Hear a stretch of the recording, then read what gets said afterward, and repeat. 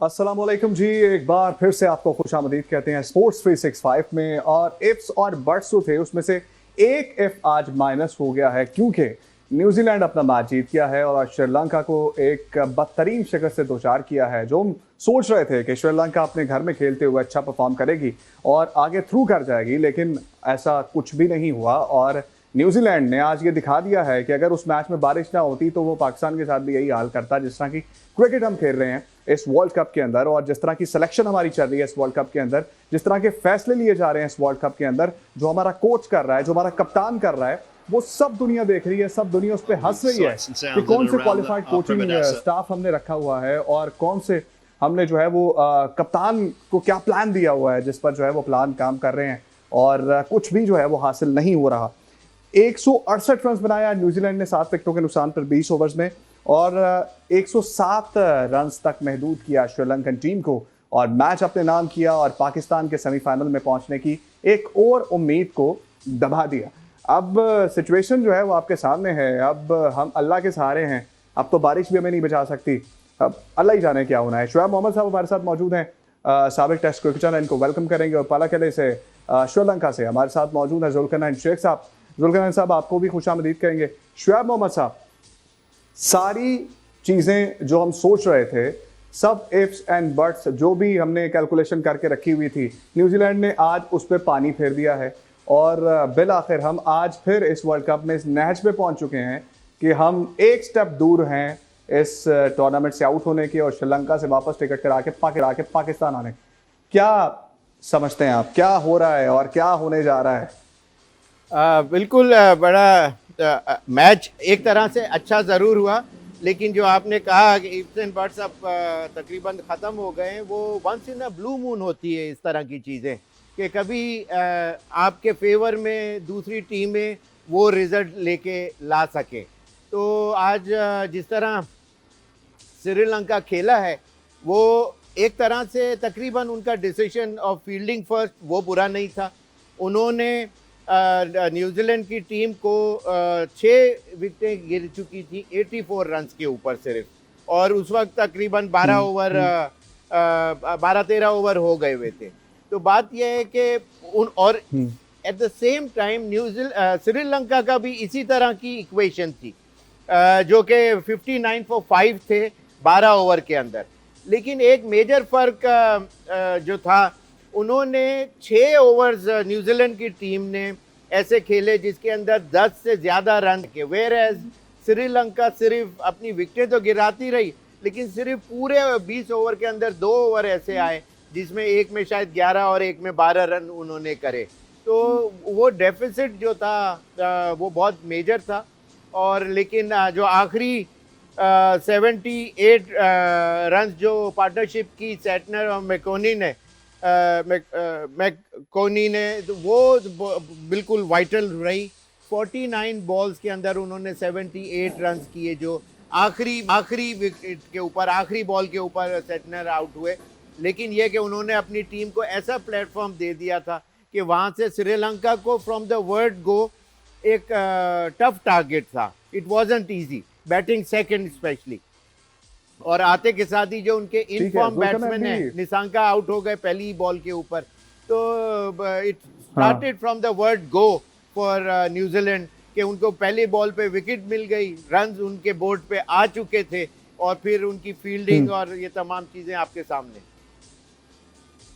शुएब साहब, जुल्करनैन भी हमारे साथ मौजूद हैं, श्रीलंका से हमारे साथ बराह रास्त मौजूद हैं। जुल्करनैन, क्या मामला चल रहे हैं इस वक्त श्रीलंका के अंदर और हमारे डग आउट की खबरें क्या हैं? हम क्या सोच रहे हैं? जिस तरह से सलमान अली आगा साहब ने कल बोल दिया था कि अब हम इफ्स एंड बट्स में देख रहे हैं कि हम उम्मीद करते हैं कि इस बार भी मुआवजा हो जाए। और जिस तरह 2022 के वर्ल्ड कप के अंदर हुआ था और नीदरलैंड ने साउथ अफ्रीका को हरा दिया था, और अब भी कुछ इस तरह का मुआवजा एक्सपेक्ट कर रहे हैं हम श्रीलंका से। तो क्या खबरें आ रही हैं डग आउट से? देखिए, पहली चीज तो जो शेख भाई ने कही ना कि कभी कभार ऐसा होता है, और उसमें भी आपकी बॉडी लैंग्वेज, आपकी टीम की बॉडी लैंग्वेज ऐसी होती है कि वो टीम होती है और वो इंतजार कर रही होती है कि आपको कोई चेंज, इस तरह की एक मौका मिले कि कोई टीम आपके मुताबिक जीते हारे और आप आगे चले जाए। तो ये टीम वाली तो बात नहीं लग रही। और मैं आपको बताऊं कि कल जब इंग्लैंड से हारे हैं उसके बाद शाहीन से आपने जो पोस्ट मैच प्रेस कॉन्फ्रेंस थी उनसे ये सवाल किया गया कि हम क्यों इतने ऑलराउंडर के साथ खेल रहे हैं, तो उन्होंने इसको कैटेगरी के बाद कहा कि ये माइक हेसन का जो है कोच का फैसला है। तो यहाँ से ये फीलिंग आती है कि कुछ ना कुछ जो है कहीं ना कहीं टीम के अंदर वो यूनिटी तो नहीं है। जहां जो शायकीन है उनके लिए बड़ी अफसोस की बात है। मतलब श्रीलंकन शायकीन जो है उनकी दो फेवरेट टीमें थी इस पूरे टूर्नामेंट में, पहली श्रीलंका और दूसरी पाकिस्तान। अब दोनों टीमें जिस तरह बिहेव कर रही हैं, जिस तरह की क्रिकेट खेल रही हैं, और इससे तो ये साबित होता है कि सब कॉन्टिनेंट के अंदर जो T20 की गेम प्लानिंग है या गेम अवेयरनेस है वो बिल्कुल नहीं है। और आज भी आप देखिए जिस तरह का मैच न्यूजीलैंड ने खेला है, आपने खुद अपने इंट्रो में बताया, वाकई हमें तो वो उस बारिश का शुक्र अदा करना चाहिए। अगर हम न्यूजीलैंड के पहला मैच खेले होते तो आज जो आप अगर मगर की कहानी लगा रहे थे ये भी खत्म हो गई होती, क्योंकि हम भी श्रीलंका की तरह 2 मैच हार के बाहर बैठे होते। तो इस लिहाज से चेंजेस क्या होंगी तीसरे मैच के अंदर, मैं आपको एक बार फिर बताऊं कि माइक हेसन का स्टाइल ये है कि वो ज्यादा चेंजेस करना नहीं चाहते। वो ये चाहते हैं कि ठीक ही नहीं, जो मैं 11 के साथ गया हूं उसी में रहूं। अब अगर वो चेंजेस करेंगे भी सही, उसका रिजल्ट अगर ना आया तो फिर वो किस तरह जस्टिफाई करेंगे। एक चीज तो कंफर्म है कि हमने इस टूर्नामेंट के अंदर अपना जो हथियार था, ये सब किसी को महसूस है कि अपना वो स्पिन बॉलिंग का हथियार उसको प्रॉपर इस्तेमाल नहीं किया। ना तो हमने इब्रार को वो मौका दिया जो हमारे मैच विनिंग 40 अगर उन्होंने इब्रार ने मैच खेले तो 26 में उन्होंने आपको जीत दिलाई होगी। आपने उनको बिठाकर सिर्फ अकेले एक एंड से उस्मान तारिक के साथ आपने ऐसी स्पिन बॉलिंग रखी जो कि पार्ट टाइम है या आपकी ऑलराउंड स्पिन बॉलिंग है। दूसरी चीज ये है कि पाकिस्तान टीम के अंदर जो आपकी बैटिंग लाइन को लेकर ईगो सिस्टम है। मतलब अब ये ईगो ही कहे ना कि हमने जी बाबर आजम का ये कैरेक्टर रखा हुआ है, वो चौथे नंबर पर खेलेंगे। अगर वो चौथे नंबर पर खेलेंगे तो वो क्या परफॉर्म करेंगे आपके सामने है। और अब तो आज जो मीडिया पर, स्पेशली सोशल मीडिया पर जो चीजें चली है उसका भी इम्पैक्ट आ रहा है, क्योंकि आपके रील में आया होगा कि सलमान अली आगा की जो वाइफ है उन्होंने एक स्टेटस लगाया कि आखिर इसमें मेरे बेटे का क्या कसूर है। जाहिर बात है जो हमारे यहाँ एक रिएक्शन आता है उसका सोशल मीडिया पर, उस पॉइंट्स टेबल की सिचुएशन देख लेते हैं, पॉइंट्स टेबल की सिचुएशन देख लेते हैं, उस हिसाब से शुएब साहब से गुफ्तगू कर लेते हैं। शुएब साहब, अब सुपर 8 के ग्रुप 1 की पोजीशन ये है कि वेस्ट इंडीज सर फहरिस्त है और साउथ अफ्रीका दूसरे नंबर पर है और भारत तीसरे नंबर पर है और जिम्बाब्वे चौथे नंबर पर है। और सुपर 8 के ग्रुप 2 की अगर बात करें तो यहाँ की तमाम टीमें दो मैच खेल चुकी हैं और इंग्लैंड इस वक्त सर फहरिस्त है, 2 में से दोनों मैचेस जीते हैं, जबकि न्यूजीलैंड का एक मैच पाकिस्तान के साथ ड्रॉ हुआ था बारिश की वजह से। और मैं तो ये समझता हूँ अगर बारिश ना होती तो पाकिस्तान ये भी मैच हार जाता। और 3 पॉइंट इस वक्त न्यूजीलैंड के, यहाँ दूसरे नंबर पर न्यूजीलैंड है और पाकिस्तान इस वक्त जो है वो 1 पॉइंट के साथ तीसरे नंबर पर है, जबकि 2 मैचेस खेला है, दोनों हारा है और चौथे नंबर पर है। पॉइंट्स टेबल की सिचुएशन देखकर शुएब साहब आपको क्या लगता है कि जिन इफ्स एंड बट्स का तस्करा हम कर रहे थे, क्या रमजान के अंदर जैसा 92 में हुआ था और हर बार हम वही एक मिथ हमारे जहन में होती है कि हर बार रमजान में जब टूर्नामेंट आता है हम कुछ अच्छा करते हैं, तो ये सिचुएशन देख के आपको लग रहा है कि इस बार जो है वो कुछ अच्छा हो सकता है? देखिए क्रिकेट है, इसके अंदर कुछ कह नहीं सकते, लेकिन ये है कि पाकिस्तान को इस वक्त सारी प्लानिंग और अपने दिमाग को खोल के अच्छी टीम को सबसे पहले खिलाना ज़रूरी है, फिर उनकी परफॉर्मेंस उसके बाद आएगी। इससे पहले जितने मैचेस ज़्यादातर अभी या तो टॉस के ऊपर रॉन्ग डिसीजन लिया गया या फिर प्लेइंग 11 गलत खिलाई गई, जिसकी वजह से एंड रिजल्ट जो है वो आपके सामने टाइम एंड अगेन आता रहा। फिर बैटिंग ऑर्डर के अंदर जो है तीसरी चीज जो बैटिंग ऑर्डर है, आपके पास जो प्लेयर है उनका जो आप उसके अंदर उनका बेस्ट जो है वो एक्सट्रैक्ट जो करना चाहिए जिस नंबर पे, उस पे आप वो नहीं कर रहे। तो ये तमाम चीजें पाकिस्तान का जो डाउनफॉल अभी तक जो नजर आया है, सेटबैक जो नजर आया है, वो उसका रीजन ही कोर रीजन ये है कि रॉन्ग डिसीजन पाकिस्तान की मैनेजमेंट करती रही। और नेचुरली सलमान आगा के हाथ में इतना ज़्यादा शायद अंदाज़ा यही होता है कि ज़्यादा कुछ है नहीं, इसलिए कि वो सिर्फ टीम बाउंड्री के अंदर ही वो ज़रूर कैप्टन नज़र आते हैं, लेकिन ये कि पूरा जो स्ट्रिंग्स हैं वो मैनेजमेंट ड्रेसिंग रूम के अंदर से खेल रही है। ठीक है। जुल्करनैन, जिस तरह कप्तान के हवाले से बात की है, सलमान अली आगा के हवाले से बात की है कि सब कुछ जो है वो ड्रेसिंग रूम के अंदर से चल रहा होता है।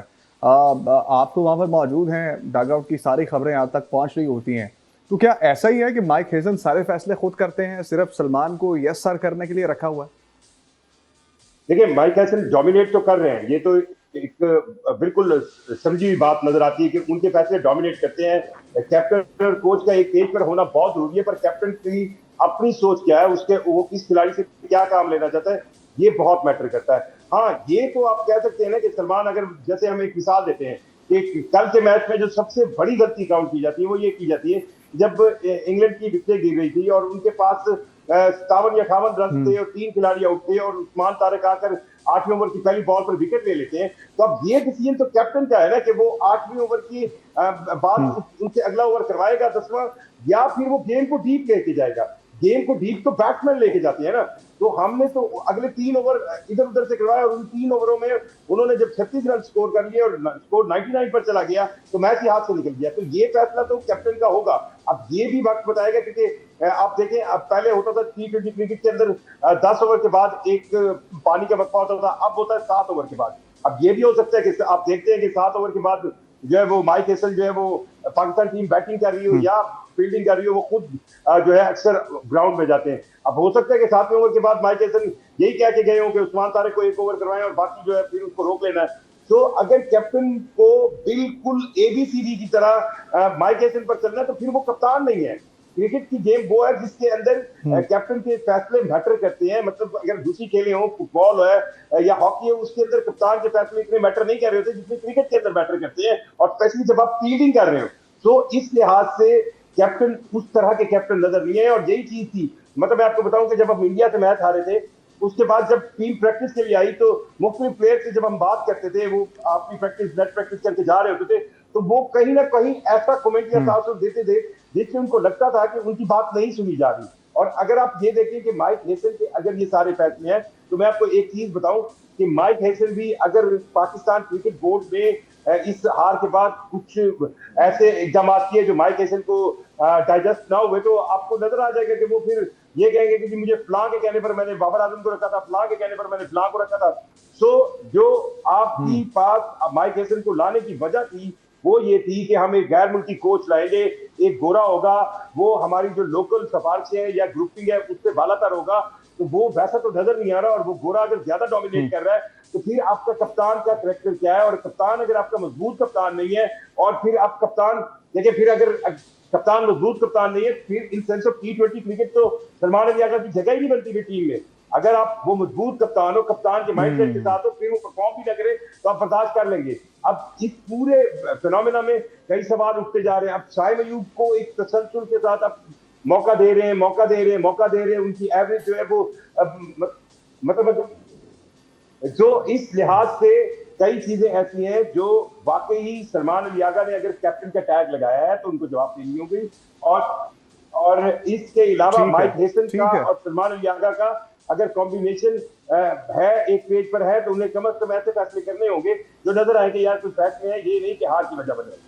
शुएब मोहम्मद साहब हमारे साथ मौजूद हैं। शुएब साहब, हम बात कर रहे थे कप्तानी के हवाले से, कोचिंग सिस्टम के हवाले से, तो आप इस सिस्टम का बहुत देर से हिस्सा रहे हैं और आपका एक लेगेसी है क्रिकेट के अंदर। और मतलब सबसे ज़्यादा अगर मैं समझता हूँ कि पूरे पाकिस्तान में किसी ख़ानदान में क्रिकेट की बात होती होगी तो फैमिली आपकी है।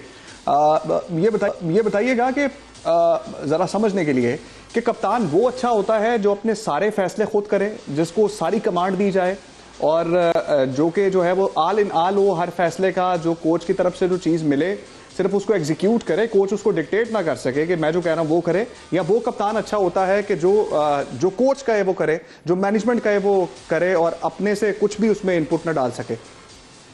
उमर, बात यह है कि इस तरह जिस तरह एक सिर्फ माइंडसेट काम करे, ये फुटबॉल का गेम नहीं है कि जो सारा जो गेम प्ले कर रहा होता है वो एक हेड कोच कर रहा होता है फुटबॉल के गेम के अंदर। इस गेम के अंदर आप जो सर्वेलेंस है, हॉकाई की तरह जो बाहर से भी जो लोग बैठ के देख रहे होते हैं, उनका वास्टर ज़्यादा एक्सपीरियंस होता है और वो उसको असेस कर रहे होते हैं, और उसके साथ साथ जो कैप्टन के साथ बैठ के नेचुरली जब टीम मीटिंग्स वगैरह होती हैं या पोटेंशियल ऑफ पर्टिकुलर प्लेयर या उसकी क्वालिटी, उसके ऊपर डिस्कशन होती है और उसको असेस करने के बाद उसका रोल उसको दिया जाता है। तो ये कहना बिल्कुल गलत होगा कि सिर्फ कोच का माइंडसेट चलना बेहतर है या सिर्फ कैप्टन का माइंडसेट चलना बेहतर होगा। लेकिन ये कि on the spot last minutes के ऊपर 11th आवर के ऊपर आपको you need to take some decision and that's where the captain's mindset comes into play. जब वो उसका बोल्ड डेयरिंग डिसीजन उस वक्त उसको लेना होता है देयर एंड देन। जिस तरह कल के मैच के अंदर आप देखें इंग्लैंड के 5वें ओवर में 36 टोटल था और वो काफी पीछे थे, तो वहां उन्होंने लास्ट जो ओवर था जो पावर प्ले का उसके अंदर they had to push their foot down और उन्होंने रन्स करने थे। That was the critical moment of the whole match मेरी नजर में कि जहां मैच हमारे हाथ से निकला। वहां उसी ओवर के अंदर उन्होंने एक ओवर 6ठे ओवर में 17 रन करे नवाज की बॉलिंग के ऊपर। अगर वहां उस्मान तारिक को दिया जाता ओवर तो वहां उसके ऊपर हिट आउट करना मुश्किल होता और चांसेस थे कि वहां वो विकेट भी ले सकता होता। तो वहां बहुत मेजर गलती है कि डोमिनेटिंग रोल जो है वो कैप्टन का ही होना चाहिए ग्राउंड के अंदर, क्योंकि ग्राउंड में सारी सिचुएशन और सारे फैसले जो हैं वो कप्तान ने संभालने होते हैं। लेकिन क्या आपको लगता है कि सलमान अली आगा जो हैं वो इस तरह से अपने फैसले मनवा सकते हैं जिस तरह से माजी में हमने देखा कि 2021 और 22 तक का अगर बाबर आजम देखा जाए तो वो एक ऐसा कप्तान था कि जो अपने फैसले मनवाता था और ग्राउंड में हमने देखा भी, एक हमने सेमीफाइनल खेला, एक हमने फाइनल खेला, फिर उससे पहले सरफराज अहमद हमने देखे, फिर मिसबाह हक हमने देखे, फिर यूनुस खान हमने देखे, उससे पहले वसीम अकरम थे, उससे पहले इंजमामुल हक थे और उससे पहले जिन कप्तानों की बात की जाए राशिद लतीफ थे, ये लोग जो है वो अपनी बात को मनवाते थे। लेकिन अब हमने देखा है कि कप्तान ऐसे आ रहे हैं कि बनाई ऐसे कप्तानों को जाता है, ऐसे लोगों को कप्तान बनाया जाता है बाबर के बाद 22 के बाद कि जो यस सर करें और बाहर वालों की सोच को अंदर लेके जाएं। देखिए बड़ा सिंपल है, 2+2 है इसके अंदर। जिस तरह सलमान इस टीम के अंदर वॉक इन करके आए हैं तो पहली बात तो ये है कि उनका जो स्टाइल ऑफ प्ले या गेम ऑफ प्ले, एक तो बॉलिंग नहीं कर रहे इतने अरसे से, ठीक है ना, वरना ये था कि पहले बॉलिंग इन्होंने स्टार्टअप जब किया था तो बॉलर भी थे, फिर बैटिंग के अंदर इनका रोल प्ले देखने में आना शुरू हो गया। तो बात ये है कि वो उन वनरेबल ब्रिटल पोजीशन के ऊपर हैं, उनको भी अंदाजा है कि ये तो, और माइक हैसन जो हैं वो एक स्ट्रॉन्गर कोच बन के टीम के अंदर आए, तो उनकी बात ज्यादा जो मानी जा रही है उसका रीजन ही यही है कि वो इस वक्त ज्यादा स्ट्रॉन्गर पोजीशन के ऊपर हैं, where as the captain is standing on a weaker stance. तो इस वजह से उनकी बात के ऊपर ज्यादा एम्फेसिस दिए जाते हैं हसन की बात पे। अच्छा, सलमान अली आगा का फ्यूचर आप क्या देख रहे हैं? क्योंकि इस्लामाबाद यूनाइटेड में जब सलमान अली आगा खेलते हैं शादाब की कैप्टनसी के अंदर, तो हमने पिछले टूर्नामेंट में भी देखा जो कि PSL 10 था, उसके अंदर सलमान अली आगा बहुत से मैचेस के अंदर टीम का हिस्सा ही नहीं थे। फ्रेंचाइज क्रिकेट के अंदर वो कंसीडर ही नहीं कर रहे थे सलमान अली आगा को T20 टीम में खेलने के लिए, और बहुत से मैचेस बाहर बैठ के बेंच पे देखे हैं उन्होंने, और अब कौमी T20 टीम का अपने कप्तान बना दिया। फिर जो यहाँ पे कप्तान बनता है वो देखता है कि सर्कल के अंदर 6 ओवर पहले मैं खेलूंगा, चौथे नंबर का बैट्समैन जो कि स्पिन को अच्छा खेलता है सलमान अली आगा, वो 1 डाउन पोजीशन पे आ गया। यानी कि जिसको कमांड मिलती है वो चाहता है कि मैं ऊपर आ जाऊं। ऐसा क्यों है? सलमान की जगह बनती है टीम के अंदर? नहीं, ये मेरा कहना नहीं है। सारे जो क्रिकेट लवर हैं पाकिस्तान के अंदर वैसे ही क्रिकेट लिटरेट लोग हैं और क्रिकेट को बहुत ज्यादा समझते हैं, leave alone the cricketers themselves. तो उन सारे लोगों का यही कहना है कि उनकी एक तो अपनी जगह इतनी स्ट्रॉन्गर नहीं है, बेस उनका इतना स्ट्रॉन्ग नहीं है coming into a T20 tournament, और वो भी वर्ल्ड कप जैसा। और फिर उसके ऊपर अब कहीं तो फिट इन होना है, बॉलिंग वो कर नहीं रहे, तो फिर बैटिंग कर रहे हैं, तो फिर बाद में उनका जो स्ट्रोक प्ले है वो अलाउ नहीं करता 6ठे 7वें नंबर के ऊपर वो हार्ड हिटर या कोई पावर हिटर भी नहीं कहलाए जाएंगे। तो this was the only way to get him in. जी अच्छा, एक सवाल है जो कि हर पाकिस्तानी के दिल में है, और हम भी ये सवाल पूछना चाह रहे हैं और आज मौका मिला आपसे पूछने का।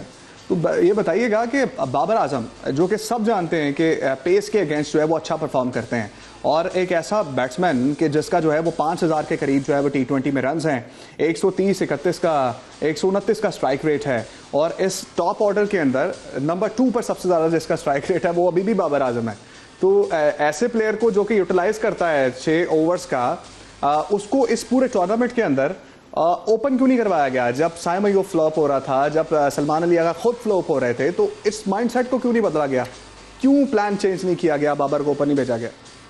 बाबर को अगर ऊपर भेजने का मतलब ये है कि जो पहली बात तो ये है कि उसके साथ ज्यादती की, जब he was among standing the top ranking players around the world. उसकी क्लास एक्ट बैटिंग, वो अपनी जगह सब कुछ सब मानते भी हैं, लेकिन ये कि उसको इतना under pressure time and again some corners of जो क्रिकेटिंग फ्रेटर्निटी है, वो उन लोगों ने उसको इतना प्रेशर में लेके आ गए कि वो और दूसरी बात एक और इम्पोर्टेंट ये कि उसके 20, 25, 30 रन लोगों को नजर नहीं आते, इसी के हमारी एक्सपेक्टेशन उससे बहुत ज्यादा रन्स की है। तो उसके लेकिन ये कि जब वो उसके ऊपर प्रेशर इतने आए तो फिर वो उसके रन अ बॉल का जो है, जब वो ज्यादा फॉर्म में थे तो रन अ बॉल पे ही खेलते थे तकरीबन, लेकिन वो that used to be he used to turn those 30-40s into 70s 80s, और वो जब 70-80 जब करते थे तो आखिर में चौके छक्के मार के बॉल का डेफिसिट को ज्यादा कर देते थे कि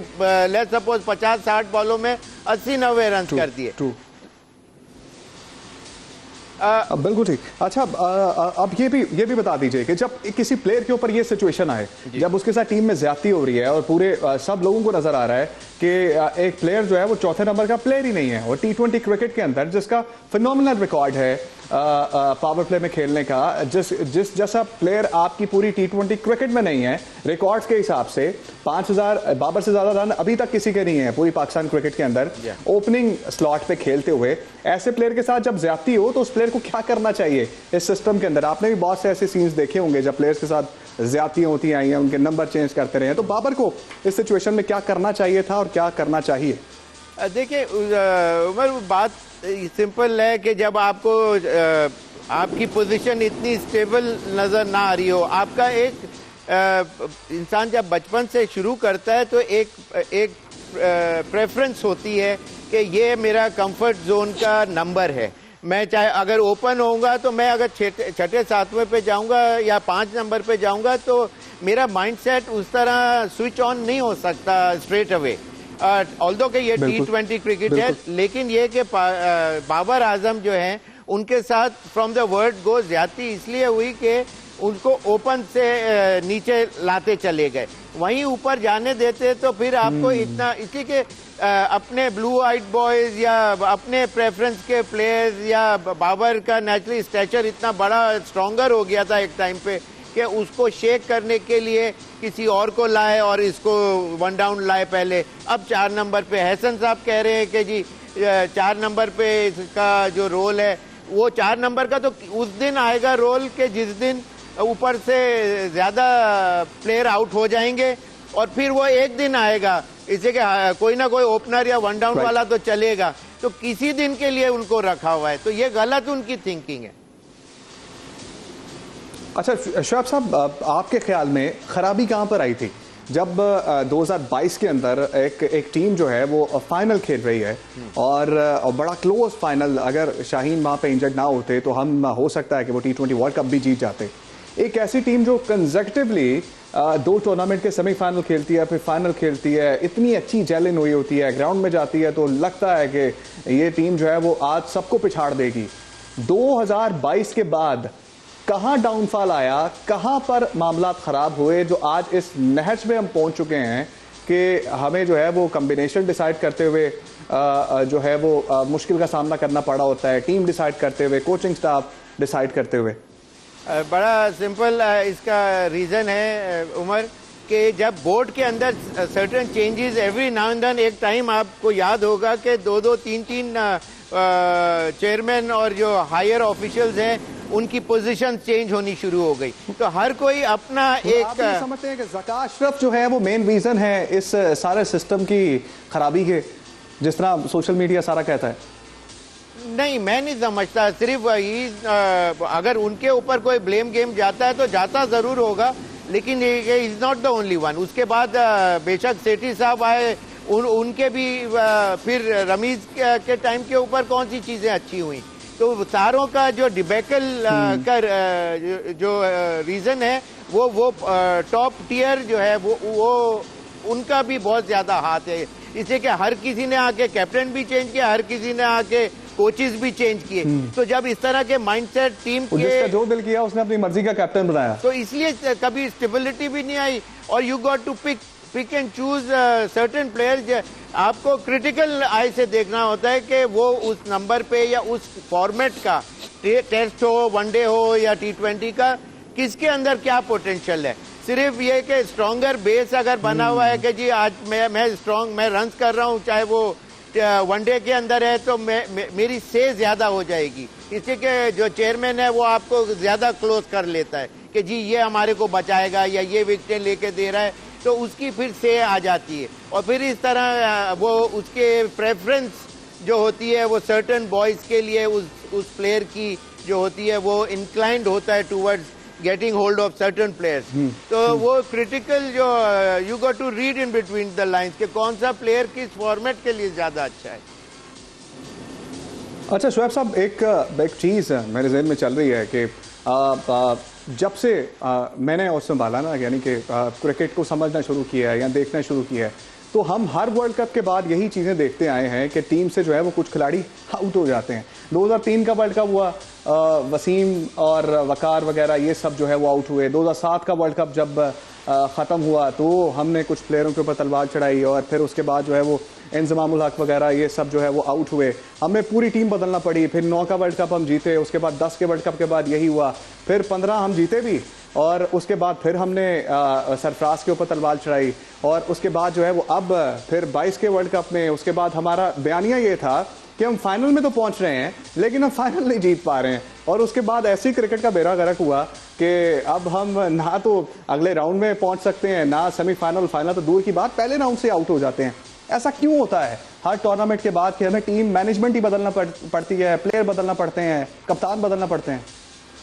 और सेलेक्टर का तो नाम उमर आप ले नहीं रहे, इसलिए कि वो भी तो इतनी दफा चेंज होते हैं और वो भी अपना रोल प्ले इस तरह कर रहे होते हैं। जैसे इस टीम के अंदर आपने देख लिया कि जो टीम के अंदर जो बहुत से जो प्लेयर सर्टेन प्लेइंग होना चाहिए वो नहीं है, और बहुत से कुछ ऐसे प्लेयर भी जो हैं वो इस टीम में डिजर्व नहीं करते थे और वो टीम में आके खेल भी रहे और कैप्टन भी हैं। तो ये सिलेक्शन कमेटी भी तो देखे ना कि पिछले जवाब के अंदर सिलेक्शन कमेटी का बोलना भूल गया था, तो वो भी मेजर रोल प्ले करते हैं कि ये सारे जो सिचुएशन में ट्रबल वाटर्स में पाकिस्तान टीम को लाके खड़ा कर दिया है। उसके रीजन एक नहीं है, ये बहुत 3-4 तो मुझे ऑफ हैंड जो सामने याद आए वो मैंने आपको बता दिए। ऑन टॉप ऑफ दैट जो पाकिस्तान के अंदर जो सर्टेन जो कोचेज हैं वो ज्यादातर सारे they had been failures in their lifetime. वो पाकिस्तान क्रिकेट के बच्चों को वो आके सिखा रहे हैं। और अब जैसे मिसाल इसी टूर्नामेंट के हेड बैटिंग कोच को ले लें, वो 11 तो मैच खेला हुआ है, 11-12 का एवरेज है उसका, 70-80 फर्स्ट क्लास मैचेस टोटल खेले हुए हैं और रन 12-14 रन का एवरेज है। तो इस तरह की चीजें पूरा ट्रैक डाउन आप ट्रेल नीचे तक देखेंगे कि इसी तरह के फेलियर्स जो हैं उन्होंने 2 किताबें पढ़ के आ गए और कोचिंग का सर्टिफिकेट एक फ्रेंचाइज मॉडल की तरह चला रहे हैं। हम पाकिस्तान क्रिकेट टीम को एक फ्रेंचाइज मॉडल की तरह चला रहे हैं। सिलेक्शन कमेटी की आपने बात की, तो शुएब अहमद साहब आप भी सिलेक्शन कमेटी का ऐसा रहे, तो आपको उमर कुछ प्लेयर ऊपर से आते हैं। एक सेकंड आपको ये शायद आपको अभी इसलिए कि आपने अभी क्रिकेट देखनी शुरू की है। 2009 का जो वर्ल्ड कप जीते थे, I was the only selector who selected the Pakistan cricket team and which one, और एक हफ्ते के बाद आगे वो हटा दिया था। जी हाँ जी, आप बोल रहे हैं। अच्छा, सिलेक्शन कमेटी में आप भी रहे और मुझे ये 3 बताइएगा कि ऊपर से चीजें आती हैं, कुछ प्लेयर्स इंडल्ज होते हैं, जिस तरह से अब सवाल आते हैं कि घूम फिर के जब भी कोई वर्ल्ड कप आता है शादाब टीम में एंटर हो जाते हैं, फहीम अशरफ टीम में एंटर हो जाते हैं। तो आपके दौर में भी ऐसी चीजें होती थी कि कुछ प्लेयर को ऊपर से नाम आते थे और कहते थे कि यार इसको जरूर लेके जाना हमने, इसको वर्ल्ड कप जरूर खिलाना हमने? नहीं, होता यह है कि आपकी फुटिंग कितनी स्ट्रांग है। अगर आप वीकर स्टांस पे खड़े हुए हैं, जिस तरह मैंने जो 2009 का जो वर्ल्ड कप था उसके अंदर मैं अबू धाबी में ये टीम सेलेक्ट हुई थी। मरूम कादिर भाई 10 दिन पहले उन्होंने इस्तीफा दे दिया था एज ए सिलेक्टर, और सलीम जाफर हमारे साथ जो थे वो पाकिस्तान में अपनी कोई कमिटमेंट थी वो नहीं आ सके थे। तो इस वजह से आई was the only one who selected along with the coach and Yunus Khan. तो इस तरह अगर आप स्ट्रॉन्ग बेस के ऊपर खड़े हो तो फिर आप होता क्या है कि जीतने के बाद भी एक हफ्ते के बाद जो मुझे हटा दिया था, या इसके अलावा भी मैं 3 दफा मैं सिलेक्टर बना हूं, लेकिन सरफराज अहमद को जब सबसे पहले पाकिस्तान टीम में जो आया है, पाकिस्तान ने टूर करना था बांग्लादेश का, उसमें कामरान अकमल भी थे। I was the one who stressed on picking Sarfaraz Ahmed for the first time ever, और उसके अंदर उनकी सिलेक्शन हुई। लेकिन वो इत्तेफाक की बात है कि टूर नहीं हुआ, इसलिए कि वहाँ कुछ मिलिट्री का कू हो गया था, तो जिसकी वजह से वो टूर नहीं हुआ, लास्ट मिनट पे वो कैंसिल हो गया था। लेकिन दैट्स हाउ ये जो सरफराज टीम में आए, तो आपको स्ट्रांग होना पड़ता है, और फिर जब स्ट्रांग हो तो फिर बाज सर्कल के अंदर आपकी साहब बहुत बड़ी इंटरेस्टिंग बातें हो रही हैं। तो मुझे मेरा दिल तो नहीं चाह रहा कि आपको मैं रोकूं, लेकिन हमें कल के मैचेस पर भी बात करनी है, फिर जो है वो आगे किसी प्रोग्राम में डिस्कस करेंगे। ये बहुत इंटरेस्टिंग चीजें होती हैं, लोग जानना चाहते हैं कि माजी में क्या हुआ और क्या होता आया है और किस तरह से चीजें चलती रही हैं। साउथ अफ्रीका वेस्ट इंडीज का कल मैच है और दूसरा मैच है भारत का और जिम्बाब्वे का। सिचुएशन को देखते हुए ये एक ऐसा ग्रुप है जहां पर अभी सब टीमों ने एक मैच खेला है और भारत भी अपना पहला मैच हार चुका है, और फिर जो है 2 हारी हुई टीमों का मैच है और 2 जीती हुई टीमों का मैच है। पहले साउथ अफ्रीका वेस्ट इंडीज का बताइए कि कौन सी टीम जो है वो डोमिनेट करेगी अपने मैच में? देखिए, वेस्ट इंडीज जिस फॉर्म में खेल रही है वो there is not looking back to it वाली बात है। लेकिन South Africa, but I still believe कि साउथ अफ्रीकन जो प्लेयर्स हैं they are much more smarter और ज़्यादा प्रोफेशनल हैं, और मेरी नज़र में South Africa would be likely be the winners. लेकिन ये कि अगर कोई टीम साउथ अफ्रीका या इवन टॉप टियर की कोई भी दुनिया की टीम को अगर वो कर सकती है, ब्रेक कर सकती है उनका मोमेंटम, तो that is only one team and that is West Indies. ठीक है, और भारत का जो मोराल गिरा साउथ अफ्रीका से हार के होम ग्राउंड के अंदर, और एक हार के बाद जो है वो उनको सामना करना पड़ा, और जो उनके मीडिया ने उनका हाल किया, जो बाकी लोगों ने उनका हाल किया, उससे उठ पाएगी भारत की टीम? और जिम्बाब्वे ने जो ग्रुप स्टेजेस में अच्छी परफॉर्मेंस दी थी वो दिखा पाएंगे कल के मैच में? कौन सी टीम दिखा पाए? Can you repeat the? India और जिम्बाब्वे, इंडिया एंड जिम्बाब्वे। देखिए, जिम्बाब्वे की टीम का जो एक सर्टन उनकी स्ट्रेंथ है, उनकी स्ट्रेंथ सर्टन प्लेयरों तक महदूद है, जिसके अंदर उनके कैप्टन जो हैं मुद्राबानी है, और उसके अलावा जो है सिकंदर रजा। जी हाँ, तो बेसिकली वो उनके ऊपर रिवॉल्व अराउंड करती है उनकी टीम की परफॉर्मेंस। तो वो अगर ज़्यादा इतना अच्छी परफॉर्मेंस नहीं देते हैं, या उनके दूसरे प्लेयर उनको सपोर्टिव रोल में नज़र नहीं आते, तो इसी वजह से अभी उनके जो टॉप टियर के जो प्लेयर्स थे उन्होंने they had been performing well. लेकिन ये कि एक बड़े टूर्नामेंट के अंदर, बड़ी टीमों के अंदर every now and then performances आना ज़रा मुश्किल हो जाता है। आपके कुछ लकी दिन होते हैं, कुछ और आपका एक्स्ट्रा ऑर्डिनरी आपकी परफॉर्मेंस हो जाती है। तो जिम्बाब्वे ने दे हैड डन वेल, लेकिन ये कि वो आप उनको बोलें कि जी इस वक्त कोई नज़र आ रहा है कि जी फाइनल खेलेगी, तो ऐसी बात अभी नज़र तो नहीं आ रही। क्रिकेट है, is a funny game, anything can happen, लेकिन ये कि अभी आप ठीक है। शुएब मोहम्मद साहब, प्रोग्राम हो गया है और नाज़रीन अब हमने देखना ये है कि कौन सी टीम कल का मैच जीतती है। साउथ अफ्रीका वेस्ट इंडीज़ के मैच में से या भारत और जिम्बाब्वे के मैच में से, ये तो अब कल मैचेस के बाद पता लगेगा। हम आपकी खिदमत में एक नया प्रोग्राम लेकर कल दोबारा हाजिर होंगे, दोबारा से डिस्कशन होगी। मुझे इजाज़त दीजिए, शुएब साहब को इजाज़त दीजिए। अल्लाह निगहबान।